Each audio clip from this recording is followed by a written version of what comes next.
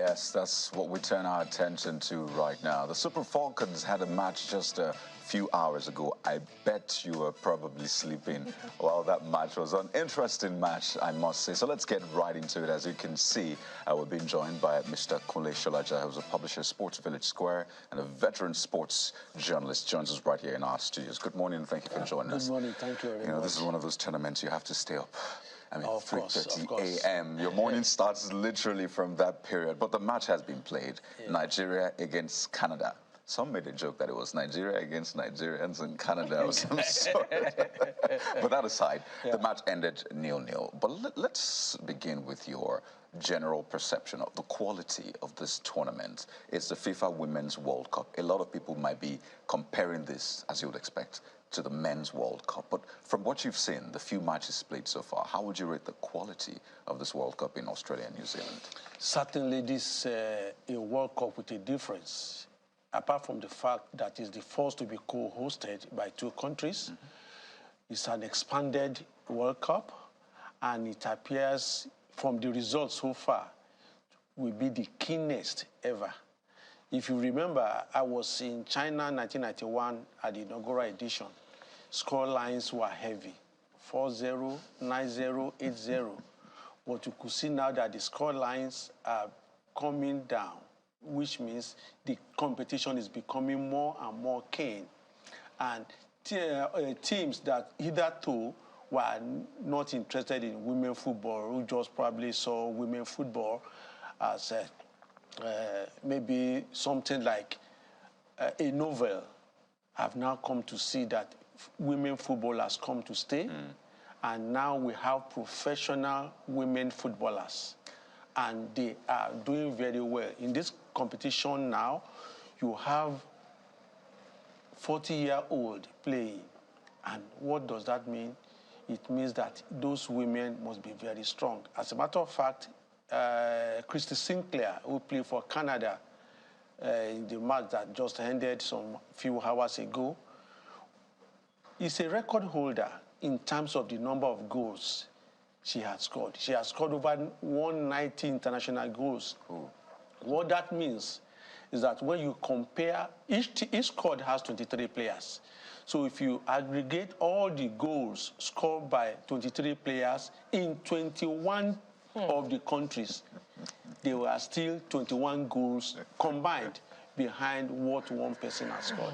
You know, now that you put it that way, it really places it. But we have our record holders as well, maybe. Even as a team, I mean, we've not missed, as far as I know, we've not missed any of the competitions. Am I correct? We are the only country in Africa that has been ever present since the competition started. So we can hold on to those records ourselves. We can hold on to that. But let's talk about this match. A lot of people had predicted the scoreline, maybe from what they saw in the opening match. So maybe they weren't expecting something quite different, like a wide margin, let me say, in the score. But 0-0, a penalty was missed. Nigeria got a red card. How would you rate that match you just saw? There were high expectations, Oshola and the rest. What was your rating of that match? It was a thrilling match. And I also want to say that the benches of the two teams actually worked. Because sometimes like this, you pull the strings from the bench. From the onset, I've been one-on-one and looking at the quality of each squad, the Canadians were better. So, and what happens if you have a good coach? Once you know that a team is better than you, what you try to do, you know you'll be under pressure, you soak that pressure, and then you make occasional foray up front.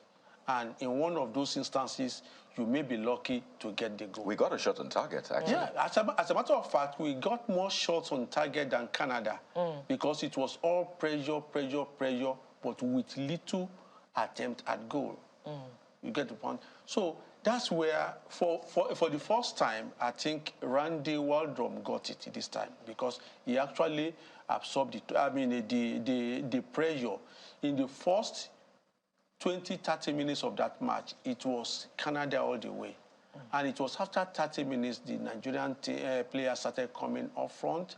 Unfortunately, Oshoala, who's the star person there, didn't have anybody to back are up. And then you must also give credit to that young teenager who unfortunately got that red card.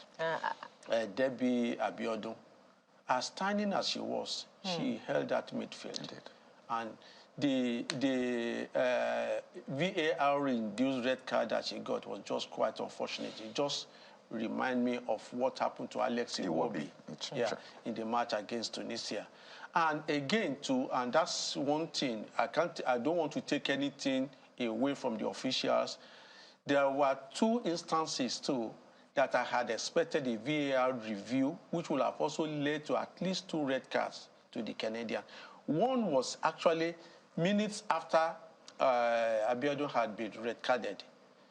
Once you stamp on the foot of a fellow player, it is taken as a career-threatening injury if that person is injured. And that was why that red card. It may look something very casual, but the VAR called the attention. And the rules are the rules anyway. And the rules are the rule. But I would have expected the VAR to have spotted those 2 instances. But then we are all human. Well, it's interesting listening to you analyze the match. It, pretty much suggests, hints about the variations in opinions, about soccer. Particularly because some of the reviews, football, some of the Canadians we call it. I know, that was good. But particularly because some of the reviews I have read, attribute words like sloppy, cagey match, and very few outperformers in the match. But you have said that, for the Nigerians to be able to stave off goals from excellent players like, what's the name of it? Sinclair.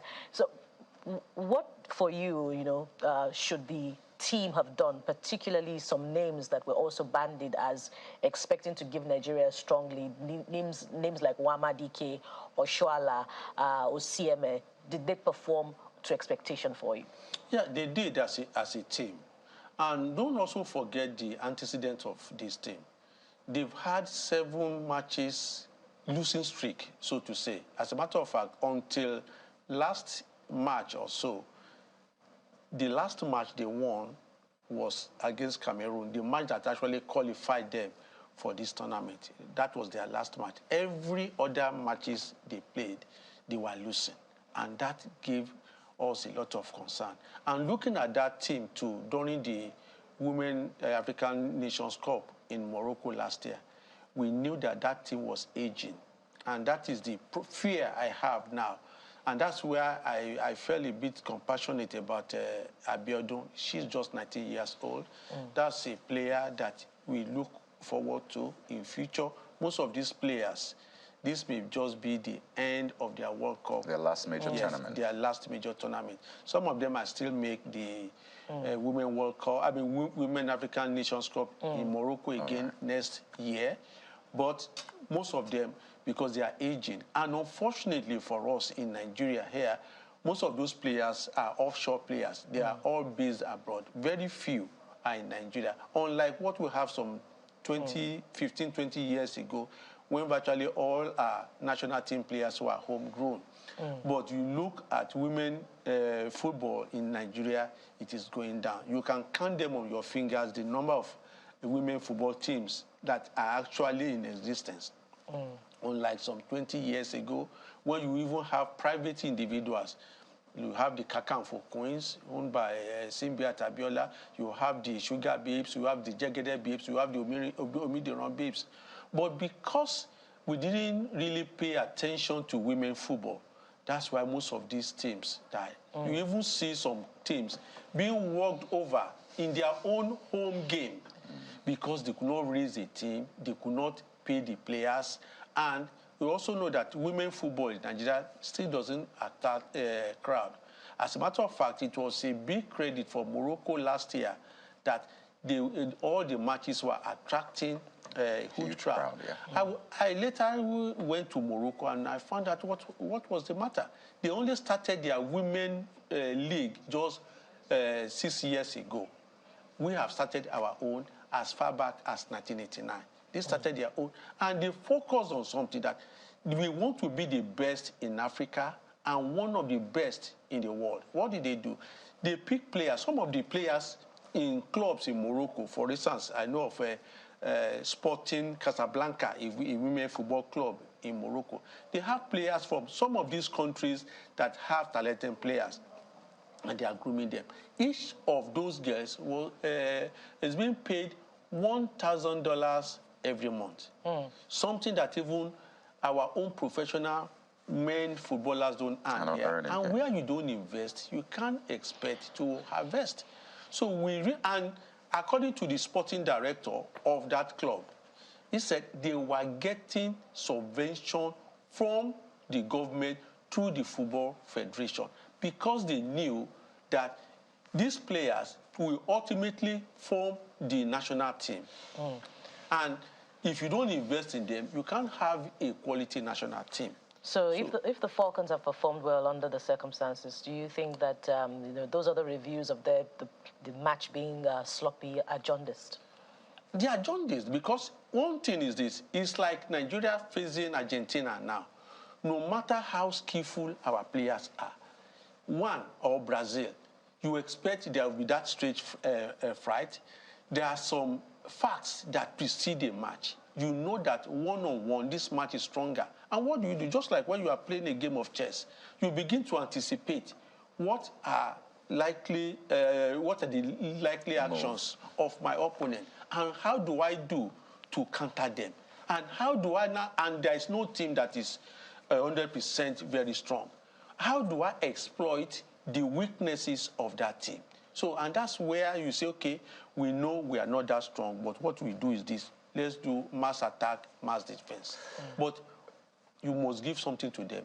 That match was their 27th match in World Cup history. And it's the first time they will be playing a goalless draw. And Canada, despite the hype about Canada, I tell you one thing: Canada has never defeated Nigeria in the World Cup. Yet another bragging rights. You know, it's funny. Canada, they won the Olympics, right? The Olympics champions. They are ranked top 10. Nigeria is 40th. So, I mean, on a lot of sides, this was perhaps a good match. But in less than a minute, let's talk about this Randy Waldrum matter. You know, before the tournament, there was the back and forth. I don't know if it's been resolved. Perhaps you have inside details. But do you see this affecting the team, the tournament, further into this competition? Well, it may not, because first and foremost, the players too, they want to make names for themselves. They also hope to use this stage, the World Cup stage. That's where you are exposed to the whole world. Everybody in the world is watching. And you don't, because maybe I have one grudge or the other against the Football Federation, I'm not going to give my all the best that can come from me. It will ultimately also affect those players. Right. Yeah. So because of that, I still believe that after the tournament, they can always resolve this. It looks like we'll be having you again, but we have to anchor at this point. We look forward to the next match. Mr. Kunle Solaja, publisher, Sports Village Square, veteran sports journalist. Thank you so much for your time. It's always a pleasure being here.